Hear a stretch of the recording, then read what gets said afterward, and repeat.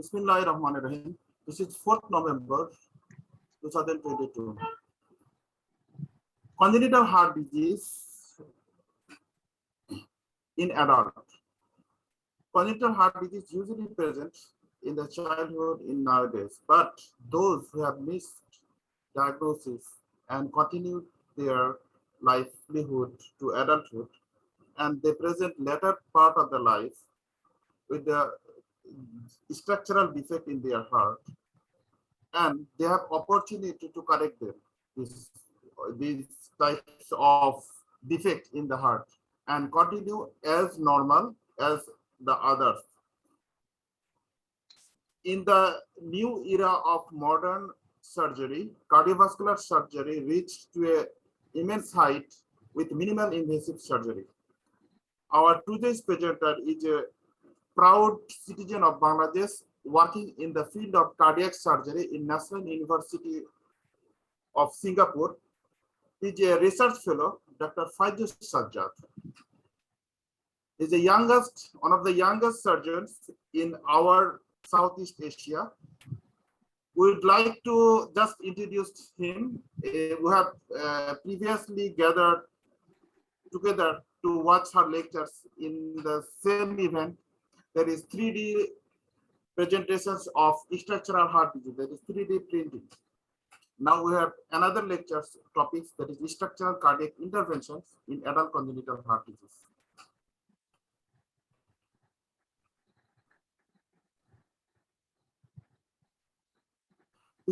This profile I have collected from the LinkedIn, nothing new. It is nice to see that our citizens working in the field of cardiac surgery in the National University of Singapore. So we all gathered here to listen from him, that is the intervention in adult cardiac surgery. The spectrum of specialty, that is minimal invasive cardiac surgery, heart valve repair surgery, hybrid coronary revascularization, heart failure surgery, and mechanical assist device, surgical innovation, and experimental heart surgery. So that's all about him. I could not extend my that is the presenters is already available here. I would not take much time. That will the delay in starting the lectures. So Dr. Faizul Sajjad, do you listening me? Yeah, thank you so much. I really appreciate your kind words. So I am stop sharing my slides and you can go forward with your slides. Thank you.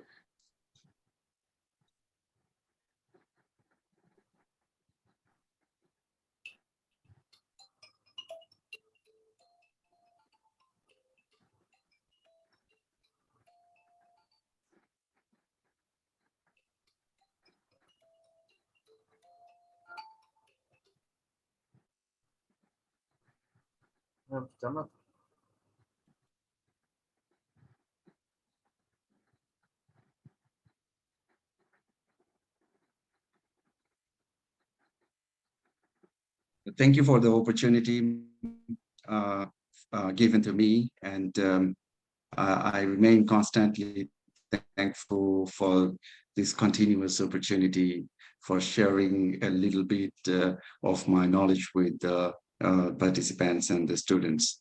So without further ado, I would like to go straightly to the topic. Maybe for time being, I'm just going to turn off my video so we can focus on the lecture itself.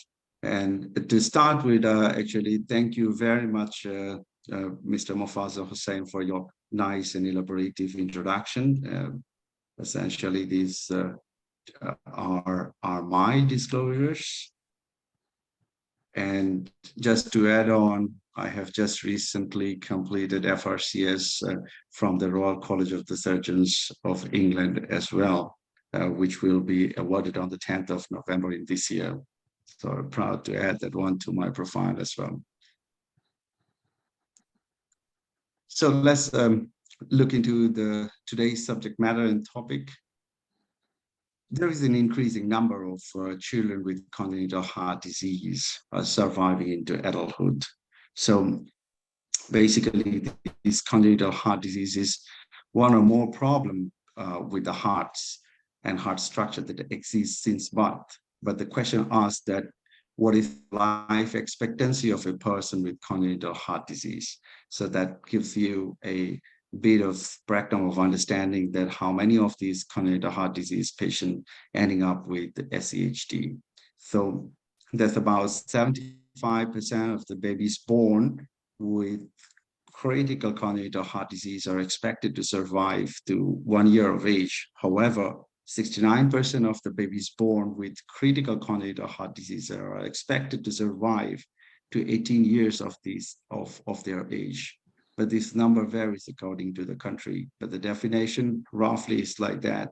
Adult congenital heart disease or SCHD affects people age 16, 18, or whatever the said guideline by respective countries to determine the person is an adult.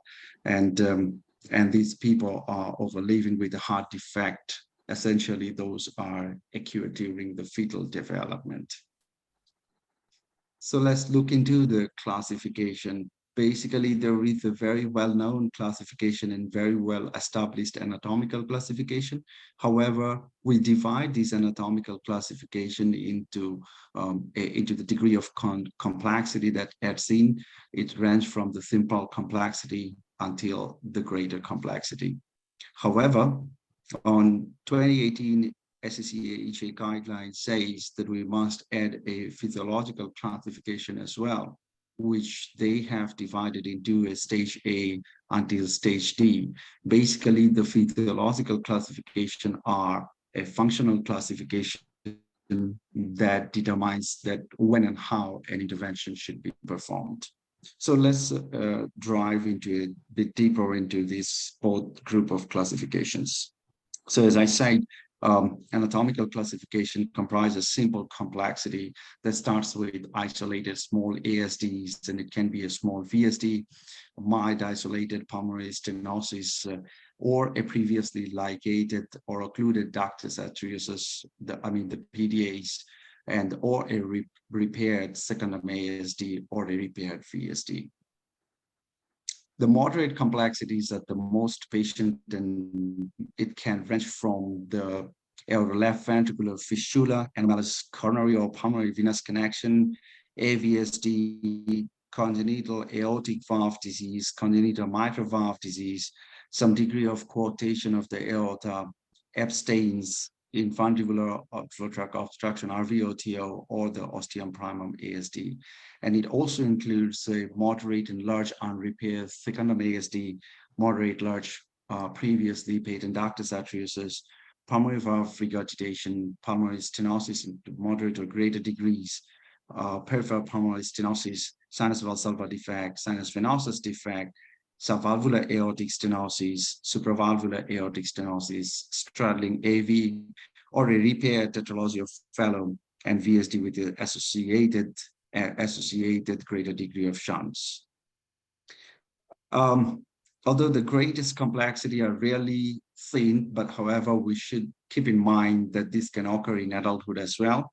It comprises the cyanotic congenital heart defects with unrepaired or palliated in all forms, which may be a DORV, a Fontan procedure done in a patient, interrupted aortic arch, mitral atresia, or even in some cases, the single ventricular physiologist can attend in adulthood, and not limiting to some and all forms of pulmonary atresia, TGA, and truncus.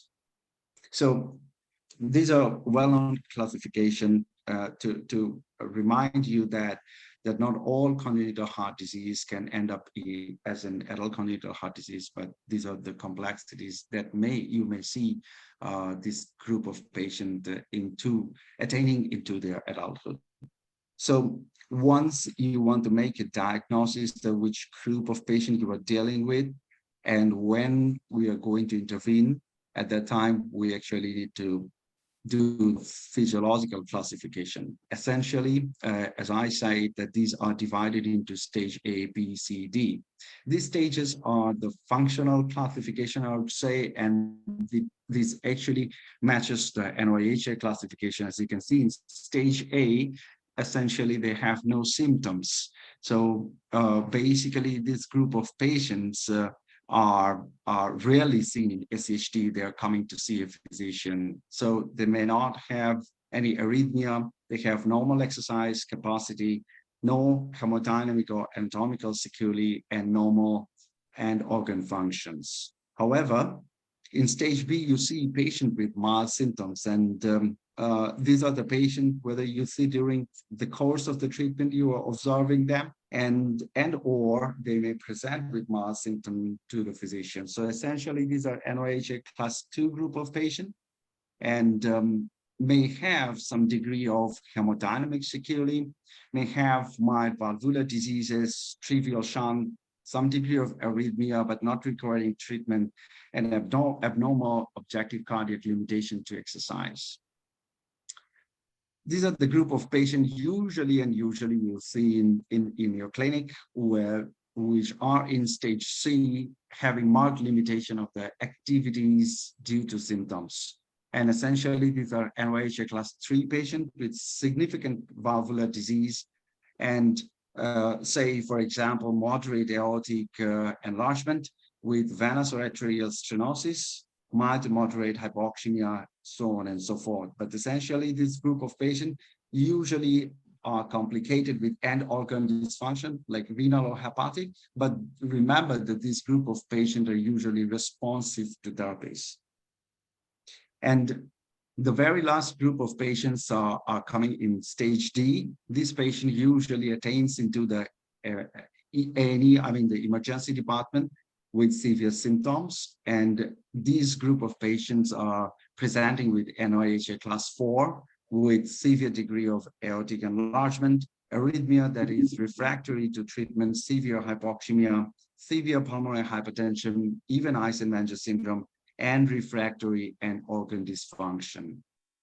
So whenever you determine the anatomical complexity and also the physiological staging, that actually gives you an overall idea how and when we are going to intervene this patient. So let's look into the broader spectrum. I would just like to show you one slide. And this is taken from a study. If you look into the top 3 tier, basically SEHD comprises of repair, tetralogy of Fallot, repair thickened ASD. I mean, a large population yet is still from the post-surgical repair patient attaining and having SEHD in some other part of the world. So just like to touch base on the risk factor or what is happening in this group of patients. Let's start with genetics and very well-known Down syndrome. The patient may have rubella, diabetes, and of course, medication, very, very important. We should know that whether the patient were taking lithium or due to bipolar disorder or any kind of acne treatment, which can lead into congenital heart disease that essentially leads into an SEHD. Alcohol, smoking are the most important risk factor. So that leads to getting an assessment of the symptoms. And for some patients, signs, symptoms of congenital heart disease are not noticed until adulthood. And essentially, those are less complex group of patients. But however, the symptom may return years after the congenital heart disease or the defect being treated, whether by intervention or by surgery. Essentially, the symptoms goes along with the type of diagnosis that you are making. But if you ask me that what type of symptoms you are looking at, I'll list down a few that are most important for me to make a conclusion that I'm going to intervene this patient. So for my list, it starts with an arrhythmia, then sinuses, shortness of breath, fatigue or tiredness, and edema. So if I see that this symptom, this classical symptom present in a known congenital heart disease patient in adults, then I'll start classifying them and trying to identify the spectrum of disease complexity, as well as trying to group them according to the physiological stage. So I do this following list of investigation, which starts with simple echo, a simple ECG, X-ray, pulse oximetry, echo, essentially not a transesophageal echo at all the time.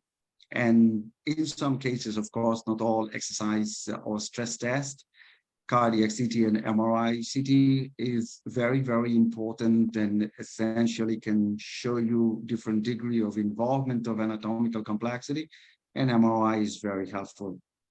And of course, we try to do routinely a cardiac CAT and a diagnostic 3D printing, not always in simple complexities or moderate complexities, but in a greater complexity, we essentially try to do a diagnostic 3D printing.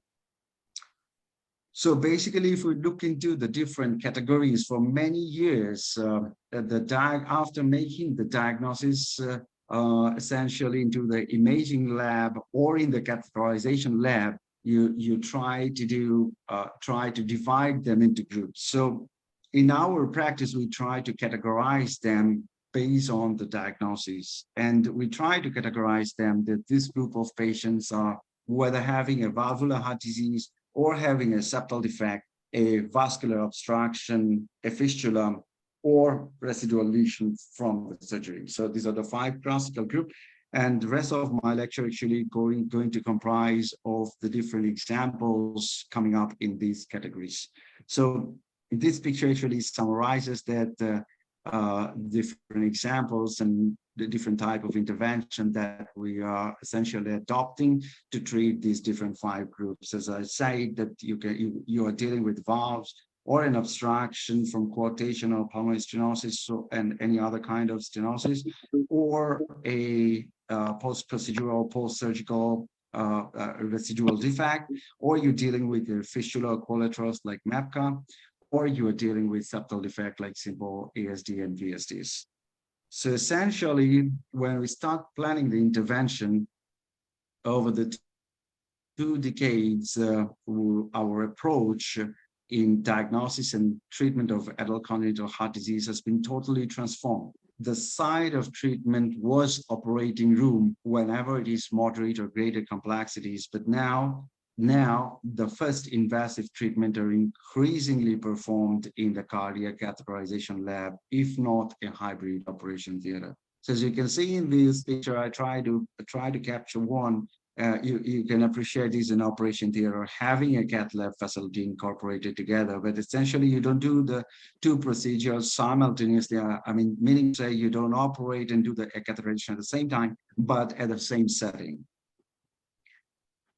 So let's move into a bit more of the interventions. So how I classify it, I see there are 2 groups of intervention in most of the cases. So basically, these 2 group of the treatment modalities in terms of intervention are simple dilatation procedures. So whenever you were thinking about an obstruction, like maybe a valvular stenosis or an obstruction of the conduit or a valve, you try to do a dilatation procedure, or you are dealing with some kind of occlusion you want to apply, like in case of PDAs, in case of MAPCAs or collaterals, so on and so forth. I would like to take you through the different diseases, so we will have an understanding that what we are commonly dealing with. So as I categorize, let me start with valve disease. So I'd like to categorize the valve disease into 3 different types of classical patient we're dealing with. Most of the patient coming with pulmonary stenosis, a various degree of right ventricular outflow tract obstruction, and some patient coming with the bicuspid aortic valve. So if I take you through one by one, let's start with pulmonary stenosis. Pulmonary stenosis constitutes of 7 to 12% of all congenital heart disease. It can be isolated or part of other pathological condition associated with congenital heart disease. But once you diagnose a pulmonary stenosis, morphologically, there are three different types. It could be a dome-shaped structure that means completely fused. It can be a dysplastic type, which is about 20% of the cases, or it can be a unicuspid or bicuspid, which present in tetralogy of Fallot. So these are two classical examples you can see in this figure. This is a macroscopic view, of course, and taken during the operation. And this is essentially a dome shape that is all the cusp infused, and this is a dysplastic type of valve. Actually, I can share this slide with you for the educational purpose, but however, this is just a glimpse of when actually we do a pulmonary valvoplasty. I can tell you the class 1 indication is if you see a dome-shaped valve with peak or mean droplet pressure gradient 50 in the symptomatic patient, that's class 1 indication. You have to go for a pulmonary valvoplasty or pulmonary valvotomy. Essentially, these are balloon pulmonary valvoplasty.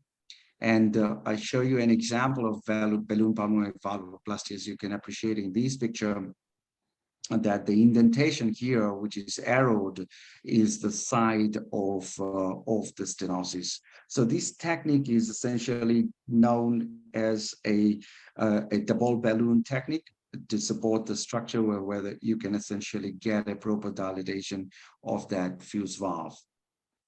And if a valvoplasty is essentially not successful and patient come back with repeated symptom, then your next approach will be a transcatheter prosthetic pulmonary valve implantation, which is also known as TPVI or PPVI. So it's a similar or a surrogate procedure as we do for transcatheter aortic valve. And as you can appreciate in this figure on the left, a pulmonary valve in situ, a transcatheter pulmonary valve in situ. And to simplify in this cartoon, that you essentially approach via the inferior vena cava, reach through the right atrium and right ventricle, you essentially place the valve into the pulmonary position. The most common prosthesis of the device for these procedures are shown in this picture, but the very classical device is this Melody valve, which is I think it started as a Melody as a company, but essentially taken over by Medtronic, and some other processes are already in market for this procedure. However, we should not forget that we still can deal with this group of patients by surgical intervention, and the classical surgery is pulmonary valvotomy. But if there is an associated RVOT, we really do RVOT reconstruction procedure as well. So let's move on to the bicuspid aortic valve. According to the American Heart Association for Adult Congenital Heart Disease, a class 1 indication for aortic valvoplasty is defined as the presence of a non-calcified valve and a transvalvular pressure gradient. I mean, this transvalvular pressure gradient is transvalvular aortic pressure gradient of 50 millimeter of mercury in symptomatic patients and 60 millimeter of mercury in asymptomatic patients. So what actually happens? Let's have a bit of understanding of bicuspid aortic valve. And as you can see in this picture, it is trying to show one of the categories in different classification of a bicuspid aortic valve. So this is essentially a bicuspid aortic valve, but as you can see, a transected ascending aorta. So this bicuspid aortic spectrum actually involves the ascending aorta and beyond, essentially. So again, we can subclassify the bicuspid aortic valve, but this one is the most popular classification. So they classify as type O, type 1, and type 2. And as you can see, that basically these are fused form of, if there is 3 cars, 2 of the cars or 3 of the cars itself can get fused and essentially divide them into 2. So whenever we actually encounter this group of patients, we try to do a CT scan, get an understanding of what kind of leaflet pathology being involved, and we try to categorize them because that essentially determines what type of intervention you are going to do in this group of patients. In most intents, however, initially there was restrictions for doing a device implantation for bicuspid aortic valve, but however, in most centers in the West, including ours, we are essentially overcoming this limitation. And I'm going to show you how. So the treatment modality again starts with aortic valvoplasty. So it depends on the spectrum of the disease. And basically, according to the clinical guideline, that a class 1 indication for aortic valvoplasty is defined as the presence of a non-calcified valve with a pressure gradient, as I just mentioned in my previous slides. So, however, we need to keep in mind that in terms of the result, there are some degree of restenosis that may occur at 5 years, and unfortunately, it is at this moment it is still reported greater than 50%.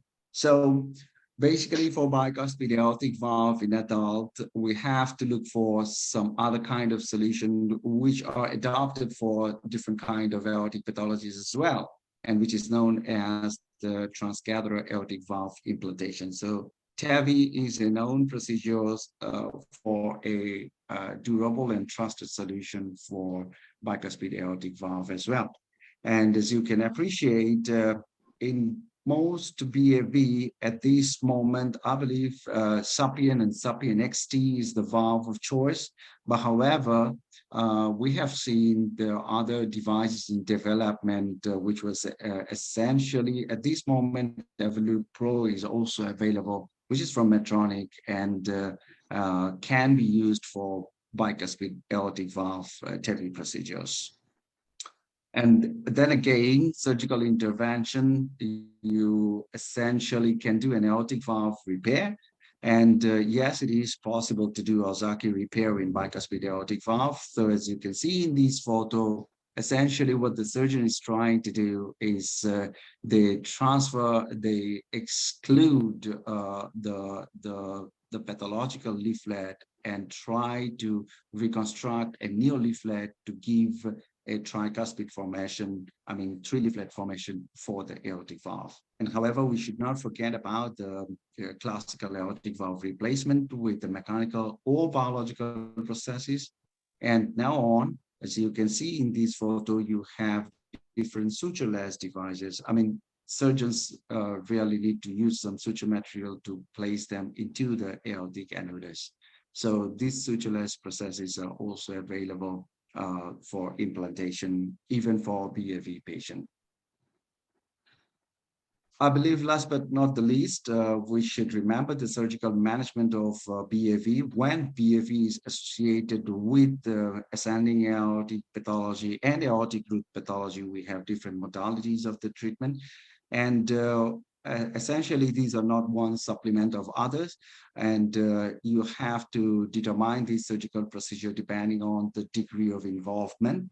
And these are classically known as Yakub-David, Pentel, and if not, a homograft surgical procedure.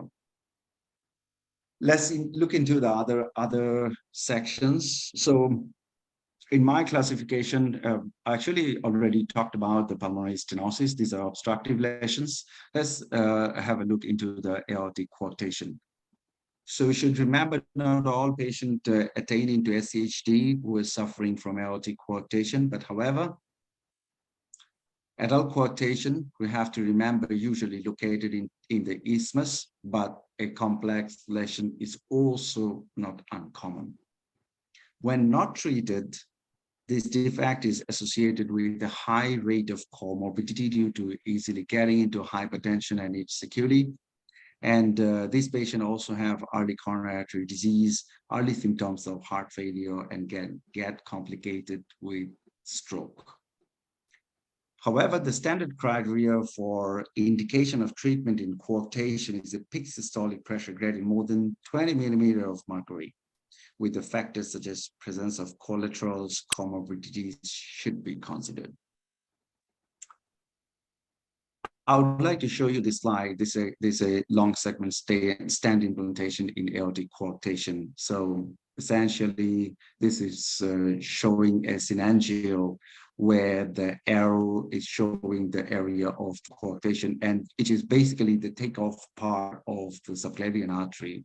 But however, the after the post dilatation, you can see essentially the subclavian get a better flow, which was initially a bit more compromised. But in this kind of scenario, even after a permanent long segment stent placement into the coarctation, still we can engage the vascular surgeon to do a neck anastomosis and extra anatomical bypass procedure. So, however, it can be designed as a hybrid procedure. You still can do the intervention and do the treatment and can send the patient to the surgeon for rest of the procedure to be completed. And again, come back to the surgical correction of coarctation, where classically we need to remember some of the intervention we cannot do in coarctation, like balloon dilatation, because usually in adult these are refractory. And when we send this patient for surgery, we have this spectrum of treatment or options we have in hand. However, I haven't seen any patient doing subclavian flap at this moment. Rather, I have seen subclavian flap in reimplantation. But you can do the classical surgery, which is essentially limited into end-to-end resection and anastomosis. And interposition graft, also not an uncommon surgical procedure. So as you can appreciate that this coarcted segment, you just can chop off the segment affected and can do an end-to-end anastomosis, or you can position an interposition graft and do an end-to-end anastomosis with the graft of the proximal and distal segment. Let's look into the fistula and collaterals. These are also not very uncommon in adult. I would like to start with PDAs, but however, you also may deal with coronary artery fistulas and of course, not unlikely the MAPCAS. So the PDA, well, I don't want to go into the details of the PDA. This is not essential. I believe that that in due course of the study, most of us has a clear understanding of PDA, but I just want to re-emphasize that in PDA, doing a CT scan to understand its morphology and try to do a proper classification is very, very important. And then we should look into the indication of intervention in PDA in adults. So the class 1 indication when the left chamber dilated, presence of pulmonary hypertension, and net left to right shunt and previous endocarditis. Yeah, again, I can share the slide with you for further reading. These are essentially available everywhere. You can look into the guidelines, and it's just a summary of indication. So let's look into the intervention. What do we do in PDA? If closure is indicated, remember a prior CT angiography that I'm going to re-emphasize again. It's going to give you a great help. And most importantly, you need to determine the size of the opening. If it is less than 2.5 or 3 millimeter, usually we go for coil embolization. But if it is a larger opening, usually it is an occluded device. And basically, still in most part of the world, we see a change of practice. We started with Amplatzer occluder 1. However, the 2 is Amplatzer occluder 2 has a smaller catheter diameter and have 2 symmetrical discs. And this is the glimpse of the devices. As you can see, this is dark occluder 1, and this is 2 with similar disc. However, this is the recent device in development. Well, surgery for PDAs, whenever it is indicated, is also essentially can be done, but you have to remember that the surgeon here just don't do a PDA ligation. Rather, we encourage doing a division of the PDA itself. So essentially, you separate it, stitch them separately, and 2 vessels are completely separated. So I'll just like to touch base on a few other things before I move into the important things. Sorry for being so many slide decks, and it's because there are some students maybe I thought this may be helpful. So I just put it into the slides that we also should know a bit about coronary fistulas. And whenever we need to determine that we are going ahead with these collaterals, napkers, or fistulas to be occluded, we actually consider whether these are small caliber vessels or not. If it is small caliber vessel, essentially we go for coil embolization. For the larger vessel, similar the principle as for the PDAs, we actually go for the emblazer device, which are occluder. And this is the emblazer vascular plaque 2, which is basically from Abbott now, sent you in March with Abbott, and this is in use. Well, septal defect, I'm not going to bring you through the septal defects because septal defects, both ASD and VSD is well known. I tried to put the indication of intervention in adults in the summary page. I just quickly want to bring you through the devices that we use. And of course, we know about emblazer, but this slide summarizes what are the devices that are essentially available in the market at this moment. Similarly, I don't want to bring you through the VSD in adults. These are also a very known fact, but to summarize, you have to remember that VSD are not uncommon in adult population. And it can be acute because we have a large number of other interventions, not only the trauma, and essentially infection or infraction is a big cause in adult population, more than 40 for a causative agent for the acute VSD. And post-operative, as I said, the large number of group may present with residual, especially the muscular VSDs. So then again, this slide summarizes that what are the indications for a percutaneous closure of VSD.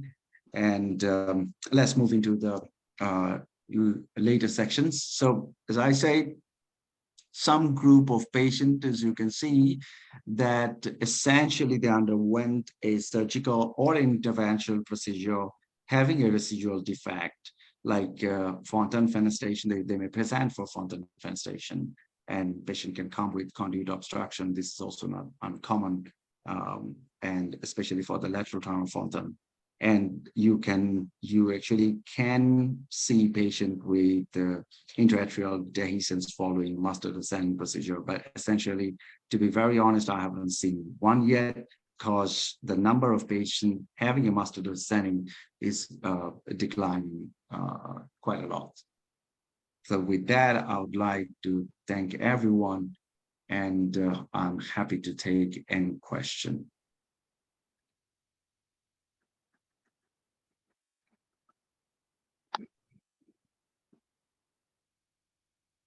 Mufajjal.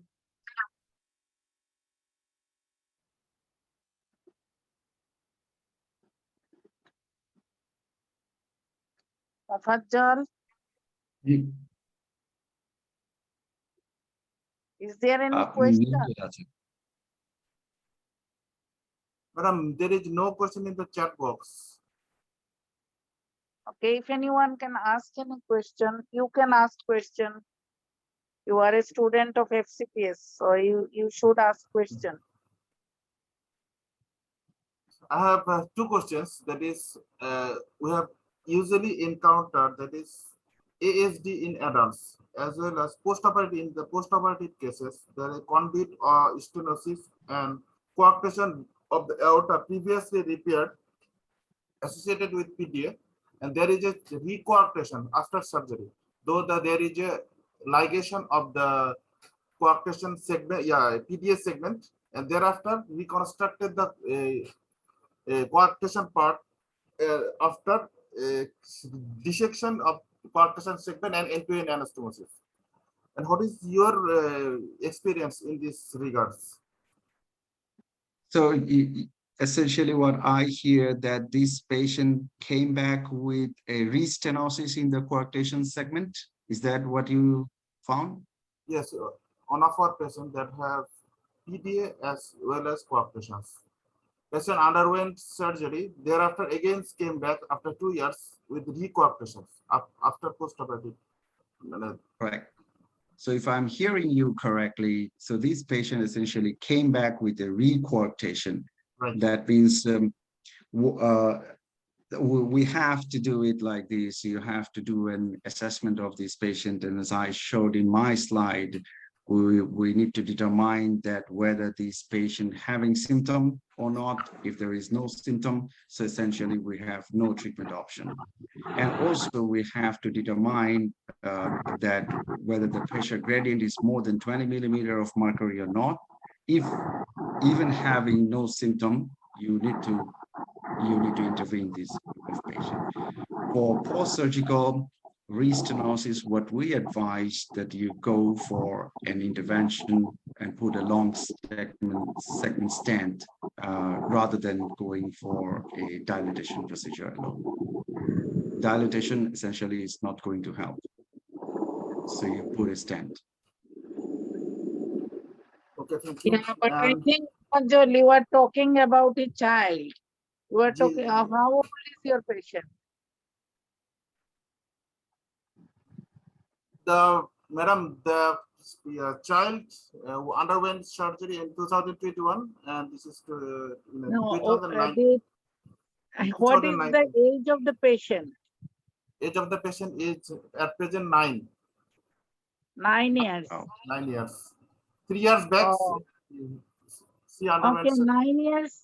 Actually, 9 years is not an adult congenital heart disease. He's still a Yes. child. And this child, if weight is not more than 15 kg, minimum you need 15 kg for doing a stent. Because you know, the stent needs like 13, 14 French size of delivery system to pass through. So if the body weight is less, then stenting is not possible. But in our experience, post-surgical recoarctation, balloon dilatation is very good. So in this case, a case as this is a 9 years old, and if the body weight is less, then you can go for the balloon dilatation first and see what is going on. And next time he will come again for the stenting when his weight will be more and he will grow up a little bit more. I completely agree with this. So if this patient is an 18 years old, then our choice will be stenting. Yes, yes. But as it is a pediatric patient, the madams say the very correct option. So what about the pulmonary valve and TAPI and PPVI? How many cases you are doing? Like, what is the incidence in Singapore? So basically, TAVI and the PPVI or TPVI is not only limited to adult congenital heart disease. So we see all adult patients in all together. So I can give you an exact number. Our monthly average is about 20 to 25 cases altogether. In every month? Every month. Oh yeah, so this is a large number. Yeah. And it's growing because most of the patient is trying to avoid surgical intervention. Yeah. And aortic stenosis or aortic regurgitation because of like degenerative changes or aging process, these are very common in our country also. In Bangladesh, these are very common. But as the valve is very expensive and patient is to pay by himself for the valve, and these procedures are actually not getting that much of the like response from the patient. I did like pulmonary valve about 10 cases, but now I am also not interested. It is very difficult to manage money. You know, you need some stent also. Not sometimes the valve they need landing zone of stent. So these stent are also very expensive. Valves are like 25 lakh to more in Bangladeshi taka. And stands, if you use covered stand, a stand is like 2,80,000. So in total, maybe like 30 lakh taka is required for a single case. So this is actually too much for average people of our country. And nowadays, tetralogy fellow, it is a very common cyanotic congenital heart disease. In our country, we have started, if I consider my time of beginning as the beginning of congenital heart treatment in our country, then since 1998, we are treating this kind of patient, though surgeons were not doing at that time, but I was doing those cases from our neighboring countries. So we have now so many top repair cases with complications like severe pulmonary regurgitation, like RV volume overload, severe tricuspid regurgitation, RV dysfunction, and sometimes also arrhythmias. And they have like bare RBOT where with only transannular or RBOT patch. So now devices are available, valves are available for this kind of RBOT and native RBOT and transannular patch. But the thing is that these valves are again like Altera, Pulstar, then Harmony. There are many valves available now. But all ma'am. these are Yeah. same rate, same high price. Now, India is manufacturing one valve. Its name is Hydra from SMT. They are manufacturing this is little bit lower, but also it is also very high. So we are actually unable to use this technology because of the cost of the device. Its technology is not difficult, but the cost is very high. That's why, the people who developed who born in developed country, who are working in developed country, they are very lucky. They are not like us that we know the technology, but we can't do it. So what do you think Yes, about it? exactly, madam. But my proposition here would be, yes, you said every single word. I cannot agree more, which is very, very correct. But say similar things will get developed over time. The money and the cost involved with the devices are at this moment high, but over the time, if we understand the technology well, maybe we need to wait a bit more time. And if we provide this service and we have a scientific understanding and we keep using it in certain or selected population who can afford, then we Yeah. remain in touch and we see the process of development. Over the Yes. time, say at some point of time, even simple kidney dialysis was very expensive, but now it became Yes. very cheap. So I Yes. believe at some point of time it will become cheap. Yes. Inshallah. I also hope like this. And that's what I am waiting for a long time. But I did my first case in 2012 and it's now 10 years. But the price is same, not actually the price it was like 30 lakhs that time and now also it is same. So I don't know when it will reduce. I am waiting for that so that we can do some case at least because we have cases here, but we can't afford Yes.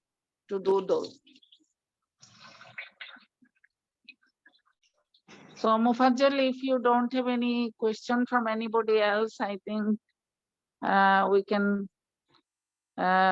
conclude our class for today. Yes, ma'am. We have six part, that is Abdul Jabbar, Shaima, Mustaqim. These are the cardiology students. They can ask questions.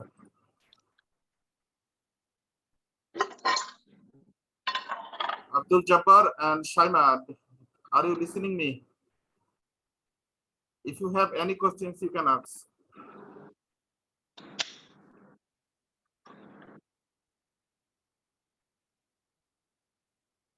Even if not, it's okay. Madam, they I have no always questions. remain contactable via my email. So you can write to me and I'm happy to share the slide if you require those. And you can reach me via LinkedIn or email. by any means, I'm happy to answer. And one last question from me. Sure. That is, sometimes we used to see found some patient that is adult. They comes with large ASD with severe pulmonary hypertension. As we have no facility for nitric oxide, for the testing of it is reducible with nitric oxide or not, we used to use high flow oxygen for 10 to 15 minutes to see that there is a response of reduced pulmonary vascular hypertension, that is reducible disease. In that cases, what is your options? That is, sometimes there is a borderline cases. That is the pulmonary hypertension, that is bidirectional ASD. What do you suggest in these cases? So what do you want me to suggest? You go ahead and do the Because intervention or not? no. So Sometimes if you borderline cases we have not. There is no available of nitric oxide in our setup. We used to give high flow oxygens. There is not ideal situations to assess the pulmonary vascular resistance that is responsive to. Is there is a possibility to operate to keeping a flap in the ASD that sometimes patient may survive in the latter, because some of them presented with breathlessness on exertion. There is NHA class 2 or 3, 6-minute walking distance. They cannot cross the stairs from ground floor to first floor. What I got you. might be your I got you. suggestions? I got you. So in ideal situation, of course, ideal situation, you want to do the full assessment. And in ideal situation, you want after the full assessment, before you intervene, you want this symptomatic improvement. Because in a severe symptomatic patient and having not only this type of situation, we need to assess the end organ function. If I would say in terms of sitting in this country, here they will not intervene until a full assessment been done. But if you say that talking back on my days in Bangladesh, or if I'm here then, I'll take the risk if there is no end organs are all protected, even if I don't have a full assessment, and if I see that the patient, and this is a subjective assessment where you see a number of patients and you essentially, you can ask Professor Noor Nahar, madam, she has a subjective assessment. She will have a feeling that, okay, this patient can make it or cannot make it. So once you have that, if you have no other choice, you want to go ahead with interventional surgery, go ahead with that. But if you say by standard, you need to complete the full assessment and you want your patient to survive, you have to look for the end organ function and you have to wait for downstaging from stage D to at least stage C before you intervene. Thank you very much. Your Because question, madam used to take the opportunity to help the patients. If there is Exactly. a benefit for the patients, then we should do something. Fajal, No. what was your question? Is it that how you will assess whether the patient is having Eisenmenger change already and to check his operability? Is that Madam, your question? To check the operability, whether the patient is operable or not? Madam, in the last few months, we have observed that some of the cases that not develop Eisenmenger syndrome, but the PA pressure is much higher. That is Borderline. what we expect. That is reduction of PA pressure below 20 millimeter of mercury after giving oxygen or nitrous oxide.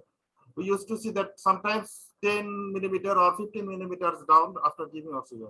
In Okay, these Mufaddal. borderline cases. Okay, I understand. You need to read more on this because what you are telling that reduction of 10 or 20 millimeter, these are not any parameter to see the operability.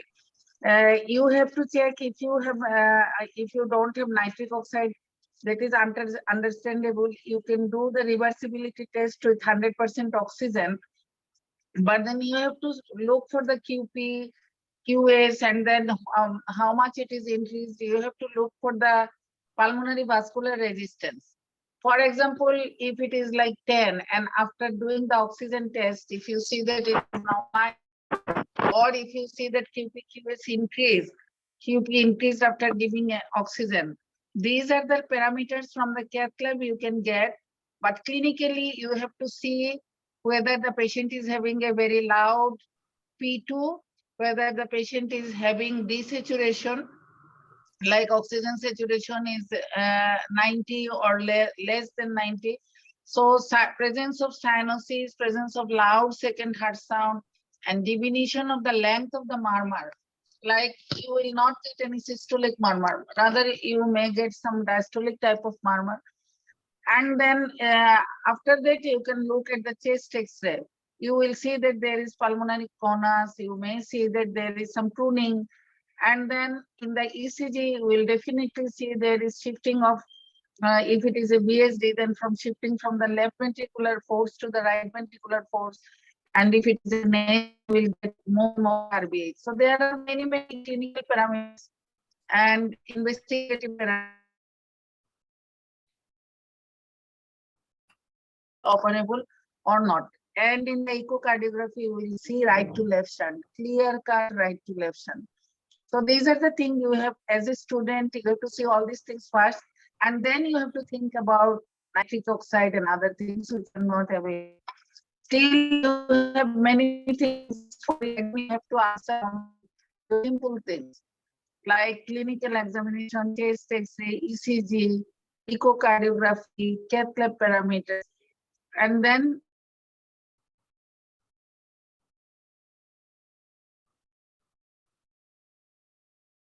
I think we lost I connection. think we So have disconnected from the madam. yeah, no worries. Thank you so much. Yes, So thank you basically, very to much. summarize it, when you assess the patient, I mean, assessment, I meant that you do the clinical assessment, you do the investigation, even if you don't, if you want to go ahead with the intervention, you need to do the full spectrum.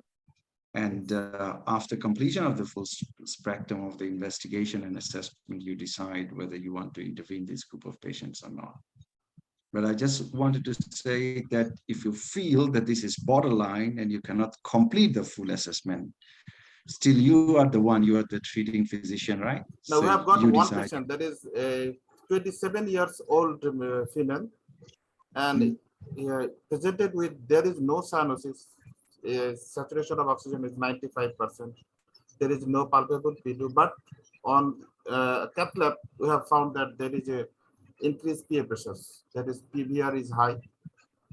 Yep. We have postponed the ASD closure and sent the patient for reassessment after to higher center. So how about the end organs? In Kidney, organ was lungs, all liver? right. There is all functions are normal. So I would differ. I would rather say that I will go ahead with the surgery. So for only this, we have even can take the post-operative measurement if we find that post-operatively this patient getting into the right heart failure securely. So essentially, for the borderline cases, or even for which are showing the early signs of Eisenmenger, we don't postpone the surgery. One of the reasons is that we have measures here that we can take post-operatively to reduce the pulmonary artery pressure. And if not, if this patient goes into a right heart failure mode, we can adopt a right ventricular assist device. So basically that device offloads the right ventricular pressure. So you essentially need not to stop intervening or stop doing the surgery. Yes, that's why, because we didn't expect that in this 27 years old female lady, that is 15 millimeter of ASD, large in total anterior septum for 41, but we are hopeful to close the ASD with ASD device, but we differ because of the pressures. That's why I have asked this question. You can, if this patient meets the criteria, can close. I mean, you just need to look for the adequate rim around for the secondary ASD. It doesn't matter that how big or small your ASD is. Your device needs to capture the edge. Otherwise, it will not remain in the place. And you will end up with residual ASDs in this group of patients. So if you are sure that your device can capture the edge of your ASD, no matter how big or small it is, until it is an avicanal defect. So basically what I meant to say, if you find an adequate rim, you go ahead with the device placement. If you see that no, the device may be unsuccessful, there is deficit rim, you send this patient for surgery. Thank you very much. We have assessed those because pre-assessment before going to the CAP, it is essential for us as a mandatory part of our institutions. Great. Thank you. Superb. Dr. It was my Mukherjee, pleasure can I talking ask to a you. question? I think. Yes, yes. Jabbar. Sure, please. You're allowed to. This is Dr. Jabbar from Bangladesh Shishu Hospital and Institute. Welcome. Thank you, Professor Brigadier General Nurunar Fatah Madam, for rearranging these online classes. I have a question to Dr. Faisal Sajjad sir. In most of the patient in Bangladesh, like single ventricle situation, tricuspid atresia with unrestricted pulmonary blood flow, or double inlet left ventricle with unrestricted pulmonary blood flow, we get this patient a little bit later. Early PA bending is the indication for single ventricle palliation, but most of the patient come at 4 months, 5 months, 6 months. Diagnosis is delayed. What is the experience about late PA bending followed by converting this patient to single ventricle palliation? What your experience? Thank you so much. I really appreciate your question, but let me clarify that I never been a congenital or pediatric heart surgeon. So my whole spectrum of training and development remains within the adult cardiac surgery. And although I'm dealing with a patient that requires that are coming from adult congenital heart disease. As I said in my presentation, we rarely see this group of patients, especially in Singapore, where we have a strong antenatal and prenatal checkup. So we essentially know that which group of patient we are dealing with. Even if this group of patients come and present with a single ventricular morphology, essentially, as you know, that the surgical intervention or palliative intervention should be done by the age of 11 months. So I have never seen such patient in my current clinical practice. However, I think there are many enormously famous congenital cardiac surgeons in our country. You may have a chat with them, even in your hospital and other hospitals. I mean, other hospitals, they are dealing with this group of patients. They obviously can advise better than me. Thank you.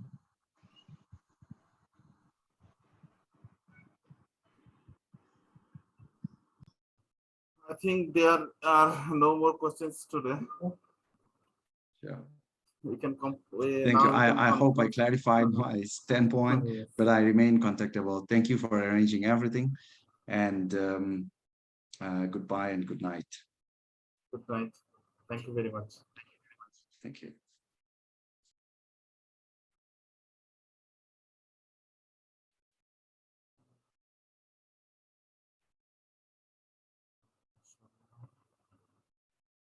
Zero.